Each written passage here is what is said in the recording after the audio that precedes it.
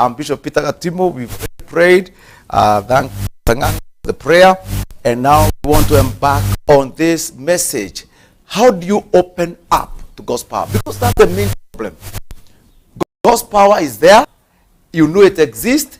Bible is full of power, miracles. But you wonder, between natural and our God's supernatural, how do we open up? Last time we led through John chapter 4. John chapter 4, and we are able to know or to see how gradually, systematically, Jesus led the Samaritan woman until, however degraded or depraved she was, she opened up to revelation of God's power and was changed. It's a very good lesson. Now today we embark on another level. We call it plug in. If you are going to open up to God's power, plug in. Cleave for the real. Cleave for the real. Let your commitment be the commitment into the real experience. I don't want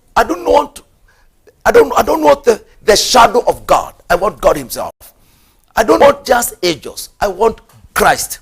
I don't want to have just a good feeling, because some people in worship, they just receive a good, peaceful feeling of God, but they do not receive God.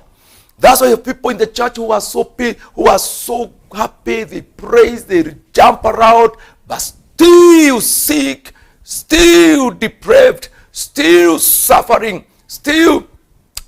Remember the other day we honored prayers with the youth, and I remember it was deep meeting, it was a big meeting. We had to hold it out in a place, in a field.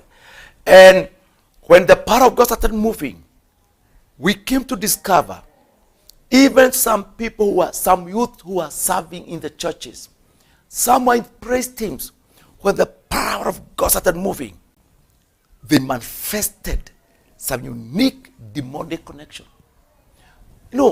There are youth that can really sing and you feel happy. Because people are cleaving just for good feeling. But we need to cleave for the real.